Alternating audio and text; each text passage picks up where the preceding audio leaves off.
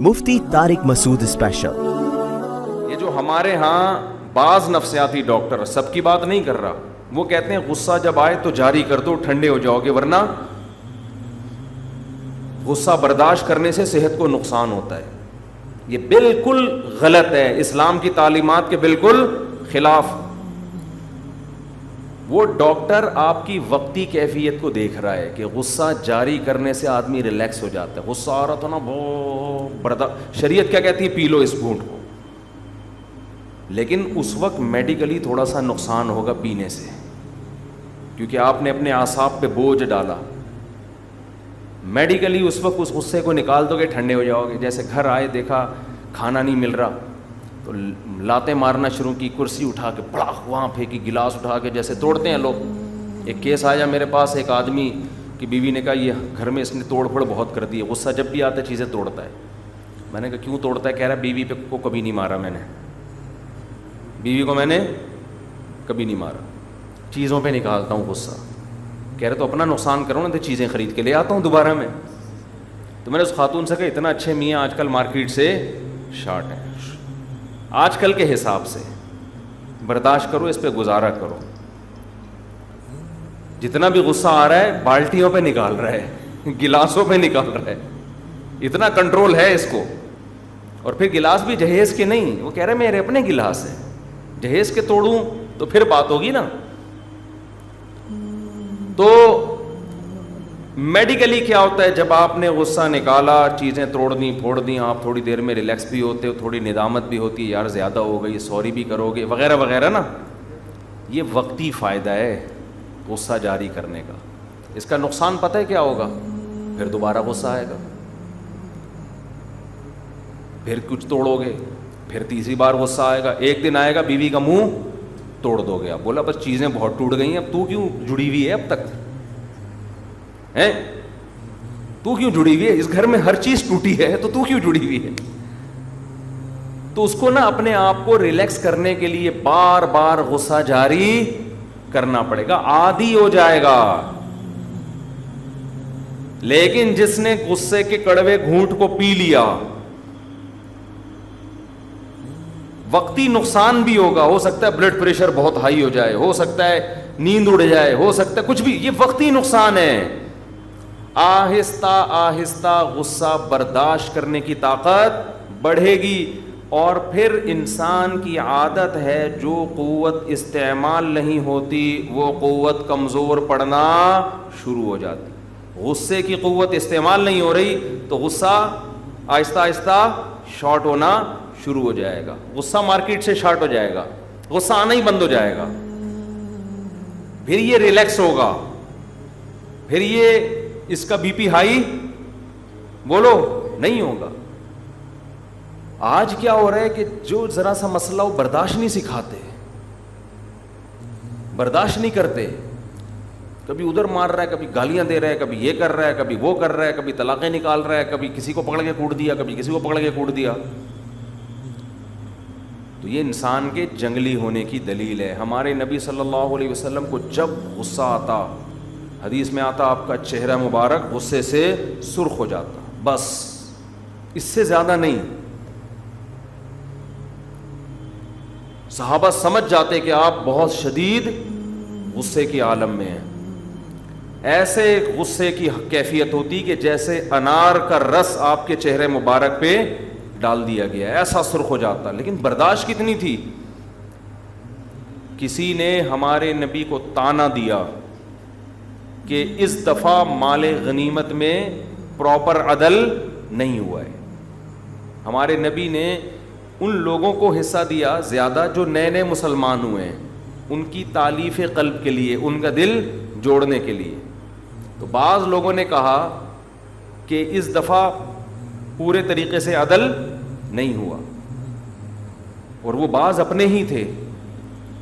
غصہ آنا ایک فطری تھا نا۔ آپ نے فرمایا آپ کا چہرہ غصے سے سرخ ہو گیا، اور فرمایا اگر نبی عدل نہ کرے تو پھر کون عدل کرے گا؟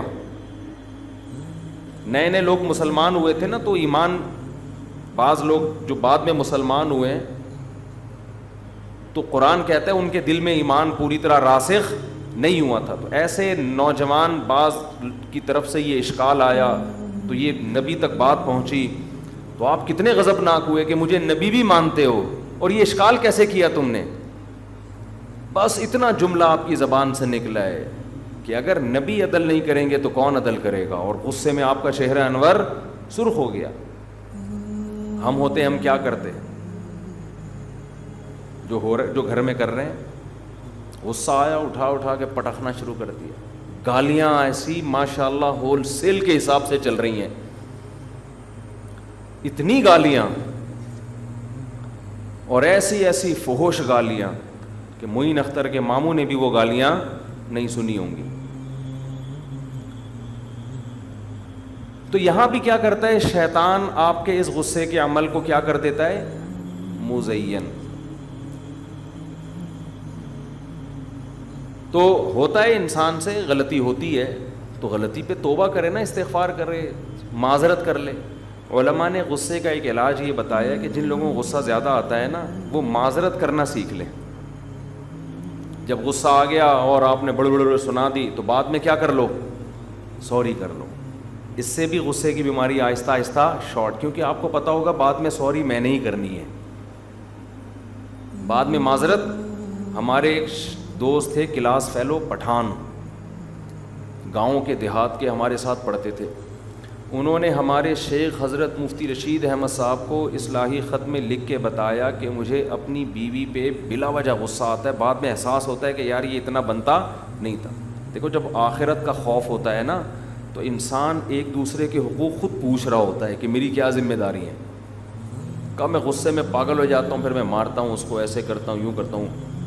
تو حضرت نے ان کو صرف اتنا جواب لکھا کہ جب بھی آپ کو غصہ آئے اور آپ بیوی پہ جاری کریں, آپ نے بعد میں بیوی سے معذرت کرنی ہے.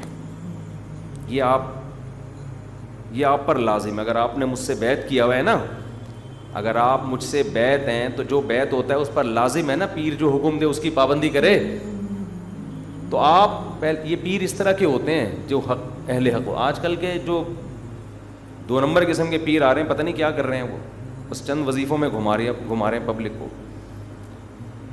جو اہل حق اس طرح کے ہوتے ہیں, انہوں نے کہا کہ آپ نے جب بھی بیوی پہ غصہ آئے تو بات, اور آپ نے جاری کر دیا اس کے اوپر, ڈانٹ دیا یا کچھ بھی, آپ نے بعد میں کیا کرنا ہے,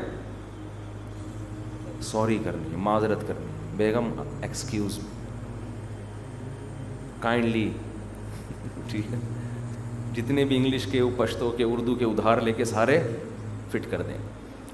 تو وہ مجھے, میرے کلاس فیلو تھے, مجھے کہہ رہے تھے کہ یار جب سے میں نے یہ سوچا ہے نا کہ معذرت کرنی ہے, اس وقت سے میں نے غصہ کرنا چھوڑ دیا. کہہ رہے ہیں میں بیوی سے معافی مانگوں, یہ ہمارا غیرت برداشت نہیں کرتا. بہت کہہ رہے ہیں یار یہ میرے تو, مجھ سے نہیں ہوگا یہ کام. لیکن اس کا فائدہ کیا ہوا کہ وہ غصہ, اس نے کہا یار یہ معذرت کرنے سے بہتر ہے جاری نہ کرو غصہ. تو فائدہ ہو گیا نا ان کو. تو یہ بھی ایک علاج ہے کہ جب آپ پاگل ہو جائیں نا اور سنا دیں تو پھر اس پہ قائم نہ رہو, اس پہ قائم نہ رہیں کہ بس ہو گیا جو ہونا تھا. نا نا نا نا, جیسے ہی ٹھنڈا ہو آپ نے فوراً کیا کرنا ہے, یار تھوڑا میں زیادہ کہہ گیا, آپ سے معذرت چاہتا ہوں. سامنے والا انسان کا بچہ ہوگا نا تو آپ کے اس عمل پہ آپ کی قدر کرے گا. اگر وہ گدھے کا بچہ ہے تو کہے گا ہاں پہلے سناتے ہو بعد میں معافیاں کرتے ہو, ایسے کام کیوں کرتے ہو کہ بعد میں معذرت کرنی پڑے. اس کا مطلب وہ آپ انسان ہو اور وہ کیا ہے, وہ گدھا ہے. تو آپ اس کو بول دیا کرو کہ میں نے تو آپ سے معذرت کر لی ہے, آپ کو انسان سمجھ کے, مجھے سوری معلوم نہیں تھا کہ آپ گدھے ہیں, ایکسکیوز می سر, کائنڈلی اپنا خیال رکھیے گا. یہ خیر کہنا نہیں ہے, دل میں سوچنا ہے.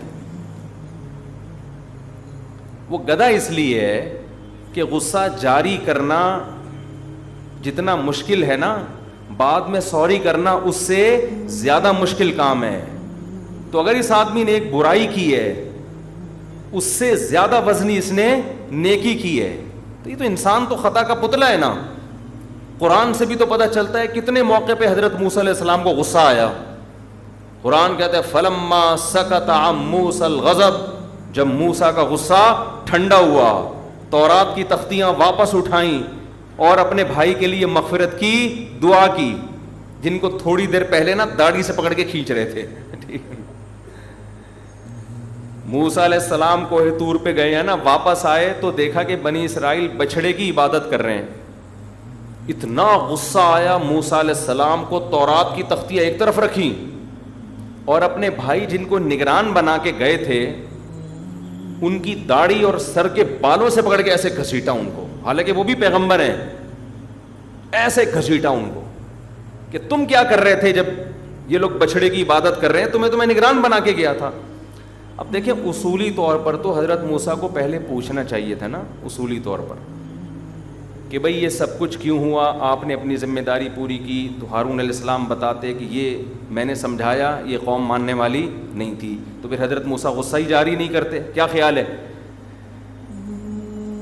لیکن غیرت اور دینی حمیت، شرک اتنا بڑا جرم، یہ قوم فرعون تباہ ہو گیا ان کے سامنے، اتنے معجزے دیکھ لیے تو اس لیے کہ بچھڑے کی عبادت کرو، تو غصہ آنا یہاں فطری تھا، نیچرل تھا.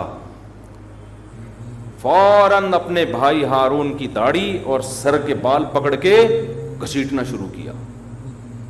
یجرہ الیک، قرآن کہہ رہا ہے پھر پکڑا نہیں ہے اپنی طرف، غصے میں گھسیٹ بھی رہے ہیں. ہارون علیہ السلام نے حضرت موسیٰ کا احترام کیا کہ بھائی ہے اور مجھ سے زیادہ فضیلت والے پیغمبر ہیں. حضرت ہارون نے غصہ جاری بولو نا نہیں کیا. یہ احترام بھی ہے کہ غصہ چھوٹوں پہ ہوتا ہے، بڑوں پہ نہیں ہوتا. انہوں نے کہا یا ابن ام لا تاخذ بلحیتی ولا براسی، اے میری ماں کے بیٹے، محبت کا جملہ کہا نا تاکہ تھوڑا ترس آئے، آپ میری داڑھی اور پیشانی کو نہ پکڑیں. مجھے ڈر تھا یہ مجھے قتل کر دیں گے، میں نے ان کو سمجھایا، مجھے ڈر تھا کہ یہ کیا کر دیں گے، جان سے مار دیں گے، وہ زیادہ بڑا مسئلہ کھڑا ہو جائے گا. قرآن کہتا ہے موسیٰ علیہ السلام کا غصہ ٹھنڈا ہوا تو وہ تورات کی تختیاں بھی دوبارہ اٹھائیں اور اپنے بھائی اور اپنے لیے اللہ سے مغفرت کی دعا بھی مانگی. تو آ جاتا ہے انسان کو، پیغمبروں کو بھی آیا ہے، حضرت موسیٰ کو تو بہت دفعہ آیا ہے. بخاری میں حدیث ہے کہ موسیٰ علیہ السلام کے پاس حضرت موت کا فرشتہ آیا، پوچھا کہ کس سلسلے میں آنا ہوا آپ کا. حضرت موسیٰ نے پوچھا آپ کا آنا کس سلسلے میں ہوا؟ اس فرشتے نے کہا آپ کی روح قبض کرنے کے سلسلے میں حاضر ہوا ہوں، آپ کی روح قبض کرنے کے سلسلے میں. حضرت موسیٰ نے زور سے لگایا ایک تھپڑ، زور سے تھپڑ لگایا، اس کی آنکھ گر گئی نکل کے. اللہ کے پاس جا کے اس فرشتے نے کہا اللہ آپ نے مجھے کن کے پاس بھیجا ہے. ٹھیک ہے، اب یہ غصہ کیوں آیا حضرت موسیٰ کو، یہ ایک لمبی تقریر ہے، ایک لمبی بحث ہے. اس میں جو جلال تھا ان کی طبیعت میں. تو بعض دفعہ انسان کو انبیاء کا جو غصہ ہے وہ اپنی ذات کے لیے نہیں ہوتا.